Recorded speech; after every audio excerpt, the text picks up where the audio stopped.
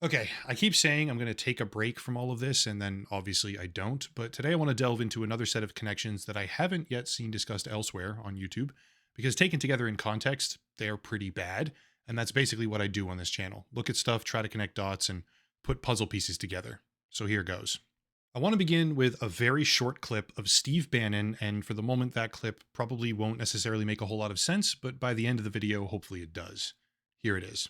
And I will tell you right now, as God is my witness, if we lose the midterms and we lose 2028, some in this room are going to prison, myself included. Now, in his mind, that's true because of the radical left. Steve Bannon is once again in a very prominent position of political influence in America. For those that don't know, he was the prior special counsel advisor to the president in 2016 and 2017 after running his campaign in 2016. And the idea that he or others in the convention crowd would somehow be targeted, prosecuted, or incarcerated over subsequent years if they lose control of the government is a product of partisan animosity in his view. But when you piece together the real connections in the Epstein files, that no longer appears to be true. I would agree with him in one singular sense. If his allies lose control of the government process in 2026 or 2028, a lot of people will and should go to jail. But today I want to connect some dots, some more dots rather, and ultimately make the point that they wouldn't be going to jail because of partisan antics. They'd be going to jail because they're corrupt, and they actually fucking deserve it. Let me start off with a couple of tools right now. Everyone likely already knows about the official DOJ archive, but the problem with what the DOJ is doing regarding the Epstein files is that they're almost intentionally making things as difficult as possible to search through. Navigating this webpage is a nightmare. Not everything is indexed or searchable. Documents are disappearing by the hour. The download function for the full datasets has now been removed inexplicably. And navigating the thousands upon thousands of pages one click at a time, unless you adjust the number manually in the URL to skip ahead, is ridiculous. It almost feels deliberate, like a tactic for mitigating people's ability to sift through the data. And keeping that in mind, there's a few other tools that I think are well worth mentioning. This is Jmail, which has created a sort of Gmail archive of what Epstein's email inbox would have likely looked like. It's far more searchable and well organized. And then this is a visualization of the Epstein network entirely, as in the people involved, with descriptions of what their interactions were modeled to scale based off of how closely connected they were. Together, these are valuable tools for anyone looking to fully understand what's actually happening, and they're part of the reason why I was able to make this video. With that said, let's talk about our first name. Previously, in the video I did most recently before this, I mentioned a lot of names: Brett Ratner, Howard Lutnick, Peter Thiel, Andrew Farkas, etc., etc. I talked about people who appear in the files with close association to Jeffrey Epstein, who are seemingly rewarded and promoted by Donald Trump personally. I talked about the Epstein rat's nest and tried to prove that it's woven into the very fabric of the current administration. But sadly, I missed a few. Everybody already knows that Ghislaine Maxwell is getting preferential treatment right now. Everybody already knows that Elon Musk lied about his connections to Epstein at this point. And everybody has likely already heard about a variety of figures contained in these files, from Trump to Gates to Clinton and more. Those are the obvious stories, the obvious connections, and the ones that are getting the brightest spotlight at the moment. But right now I want to go through some other names, starting with Mitchell D. Weber.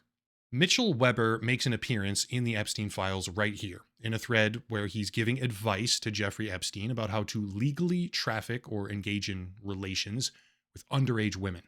Quote, "Let's also look at sex tourism laws going someplace with specific intent to have underage relations," end quote, which came in reply from Epstein after Weber had given a very long, detailed explanation of why Epstein could travel to different jurisdictions, avoiding any legal penalties, for the purpose of engaging in that kind of activity. Mitchell D. Weber appears to be basically advising Epstein on how to skirt the boundaries of legality in order to prey on young women. That's how it reads, at least to me. Still, there's more. Mitch Weber, if you go back in time to the 2005 Harvard Crimson publication, turns out to be an assistant of Alan Dershowitz, Epstein's notorious lawyer, who secured the plea deal in 2008, where his co-conspirators were given near total immunity, which ultimately allowed Epstein to go on and harm hundreds and hundreds of innocent young women. It was a plea deal that he did not deserve. It was a plea deal with lasting consequences for a lot of people around the world, and Mitchell D. Weber, around that time, was an assistant for Alan Dershowitz. Most people probably already know this part, but Alexander Acosta, the prosecutor who allowed that plea deal to happen on his watch, went on to be selected for the Trump administration personally. But what they probably don't know is that Mitchell Weber went on to become associate counsel and special assistant to the president in the Office of White House Counsel, where his duties included advice and response to congressional and other oversight of the president. The assistant of Alan Dershowitz, who appears to have helped give Jeffrey Epstein personal advice on how to legally travel and prey on young women, went on to become a lawyer at the White House who helped shield the administration from oversight. What are the fucking odds of that happening? Following that post, he was appointed by Trump to be a member of the United States Holocaust Memorial Council, further underscoring that people with connections to Jeffrey Epstein are consistently rewarded by this administration and Donald Trump. Next name, Al Seckel, or Seckel, however you say that, who is actually the husband of Isabel Maxwell, Ghislaine Maxwell's sister. And this right here is an email from Al Seckel to Jeffrey Epstein. And for this one, I honestly really just have to read it. Quote, Jeff, I am very happy to report to you today that we have managed to get some very positive results already.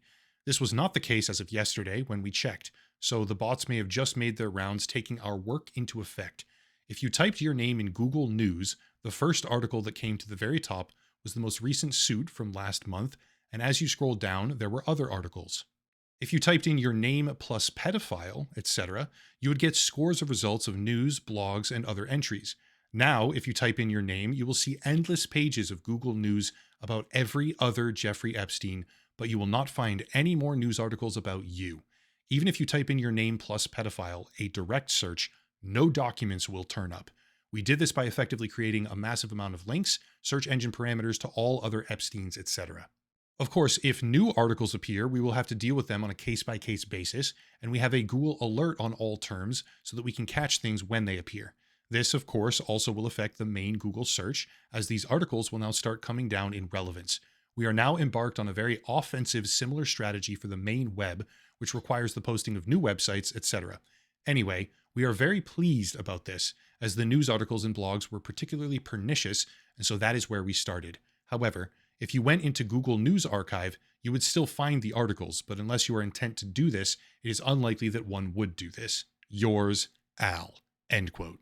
That is insane to think about, because once again, you have dedicated, consistent efforts to shield Epstein from all accountability, rehabilitate his image, and make it possible for him to continue his patterns of abuse.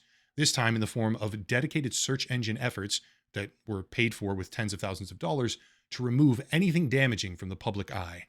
Interestingly, Al Seckel is apparently deceased, making this one a little bit less important in the grand scheme of things, I suppose. But even then, the circumstances surrounding his death are also, frankly, insane. Shortly before this article was eventually published, which he originally cooperated on with the author, exposing his illicit dealings and con man behavior, Al Seckel allegedly died shortly before it came out. His body was supposedly discovered at the foot of a cliff, but for 7 years after that point in time, nobody even knew if it was true. Journalists were unable to find evidence. The death was unconfirmed by French authorities, and it wasn't until 2022, he supposedly died in 2015, it wasn't until 2022 that the Daily Mail apparently found a singular document leaving rampant questions about whether or not this guy even died. Speculation remains that he may have just faked his own death. Next up is a man and a company, those being Robert Mercer and Renaissance Technologies LLC. Thanks to the recent documents, as seen right here, we can see that just a couple of weeks before the 2016 presidential election, an election that Donald Trump would go on to ultimately win, just a couple of weeks before that, Epstein was heavily transacting to the tune of hundreds of thousands of dollars with Renaissance Technologies, which was operated at the time by Robert Mercer, the CEO. Robert Mercer, it turns out, is also a Trump mega donor, and one of the singular initial forces that got him elected financially in the first place.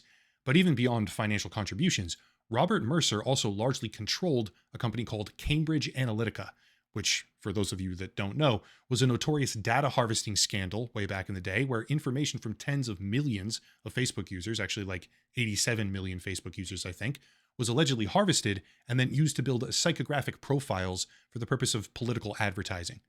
Many people regard Cambridge Analytica as the secret sauce behind the 2016 victory of the Trump campaign, which means Jeffrey Epstein, immediately before the election, was heavily financially intertwined with the company of the man who is arguably responsible for putting Trump in office.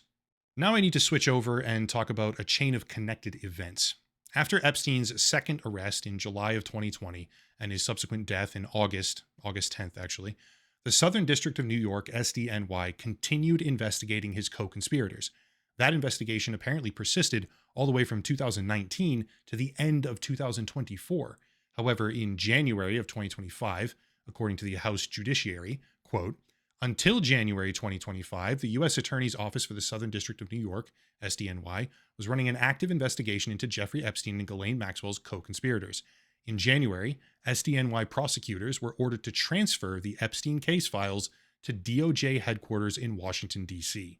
Since that time, according to information provided to our committee by counsel for Epstein survivors who provided key evidence enabling the successful prosecution of Ms. Maxwell, remember, Ms. Maxwell is getting preferential treatment and being moved to a cushy facility she doesn't qualify for with a special waiver from the DOJ. Just keep that in mind. Quote again, since that time, the investigation into co-conspirators has inexplicably ceased and no further investigation steps appear to have been taken. DOJ and FBI formally closed the case in July of 2025, abruptly issuing a memo that declared, without offering any supporting details, that DOJ and FBI did not uncover evidence that could predicate an investigation into uncharged third parties, end quote. I'm just going to tell everybody what I see right now. I see an administration, in my opinion, that is deliberately rewarding Epstein co-conspirators. I see an administration that has promoted both sides of the legal team responsible for a 2008 undeserved plea deal in which co-conspirators were given immunity. Seriously, by the way, what are the actual odds of that? Out of all the lawyers in the United States, not just the prosecutor, but the assistant defense attorney who jointly authored the plea deal that allowed Epstein to continue abusing and others to get away with all their crimes, both of those people end up working for the president. There was nobody else you could possibly hire. It had to be them, those two. For real? Okay. Anyway, I see a political circle of people who know that if any of this actually gets proven, they're turbo fucked. That's why they fought desperately for months on end to suppress all of the files. Now that they've been compelled to release them, it was removed from them having a choice. They're doing the worst job possible, withholding whatever they can and botching the rest, probably on purpose, in my view. Not to mention the fact that they're even coming out and saying, if we lose future elections, we're going to go to prison. But let me circle back to that part now. Steve Bannon on stage saying, if we lose, some of you and me are going to go to prison, can be interpreted in a variety of different ways. Here's a way that most people likely haven't thought about, though. In March of 2017, a criminal investigation was conducted, Miami-Dade, Florida. This document, right here, a closeout memo from the Public Corruption Unit, outlines that the investigation was about potentially fraudulent registration to vote, and the subject of the investigation was Stephen Bannon. The address in question, 1794 Opeechee Drive, Miami, where his name was on the lease, he had been seen multiple times on the property by the manager, and he was successfully paying the required rent, was deemed plausibly his place of residence. Whether or not he lived there at the precise moment of the investigation, he obviously had or intended to at some point in time. So the investigation itself was closed out. No wrongdoing, okay? But that's not the main point. The main point is that the 1794 Opeechee Drive, Miami residence, which is now 100% linked to Steve Bannon, would later become a bit of a local news story. It never actually broke through into a mainstream spotlight as far as I can tell, but that house was a disaster. I'm going to read some statements from a local source, Lawrence Curtis, who spoke to the media after moving into the 1794 Opeechee Drive residence. Quote, when Curtis first saw the house, the real estate agent, Beatriz Portella, told him the previous tenants were not very upstanding people and had severely damaged the property. They had put padlocks on all the doors, installed video cameras, and had ruined the bathtub, kitchen counter, and floor. Worse, though, was that it had been a party house, she said, known for frequent drug use, end quote. Honestly, that's not that bad in a vacuum. Padlocks everywhere and security cameras Sounds a little bit Epstein-ish, if you ask me. But let's keep going. Quote again. Curtis heard the same stories of porn, drugs, and debauchery over and over again. Each person gave accounts that the house was used to film pornography, had a constant flow of men, women, and even children at the house, and that blatant drug use was occurring at all hours of the day and night, Curtis said. Continuing on, Felix, a handyman who frequently worked on the property, told Curtis he had personally witnessed women and men being filmed in the act. He described the buckets of chemicals and bags of trash and rags he had to remove. He spent hours scrubbing the master bathtub, which appeared melted by some form of acid. Felix suspected the bathtub had been used for making drugs. Curtis heard similar stories from the pest control serviceman. In fact, Curtis said, he did so in an almost gleeful and boastful manner. The pest control worker described witnessing drug use each time he came to the house, even at early day hours. He told Curtis it would blow his mind to know what went on in the house. An unnamed male tenant, he said, who was a heavy-set man, offered him girls for sex and or drugs in lieu of payment, but he never accepted because he could lose his job. When the oven range needed repair, the repairman refused to come to the house. Despite the service warranty, Curtis said he was told no one would come if the same people were living in the house because that house is evil and the people are evil. The company ultimately agreed to send someone after being assured the prior tenants were gone. End quote. Honestly, I think I'll just let those quotes stand on their own, but I want to bring it all back around to that first Steve Bannon clip. If they lose, a bunch of people are going to go to prison, at least according to him. And at this point, I actually agree on that. Not because of radical politics or liberal bias or weaponizing the DOJ, which is happening right now, obviously, for one side, but because of what I see, what I think appears to be criminal behavior, saturating the current administration across every single dimension of it, to a point where these people are routinely described as evil, while they seem to closely associate with and deliberately reward, those that were integrated with Jeffrey Epstein. What we see right now, in my personal view, is a cover-up, a botched cover-up, more specifically where the only possible escape route that they have left, if the pressure continues, is to sacrifice a few patsies and try to get the public to move on. I don't intend to do any more videos myself at this point in time, but no one should be moving on, because what the current corrupt administration needs is for people to get so desensitized that radioactive scandals like this, which would otherwise terminate any prior administration's support completely in a more decent time, what they need is for that level of scandal and failure to continue being ignored by their supporters. I really hope that doesn't happen. Anyway, that's it. If you want to support the channel, check out the links down below. A special VPN deal, logos on Patreon, channel memberships, etc., etc. But I'll cut it there and stop rambling. As always, thank you all for watching, question everything, and have a nice night.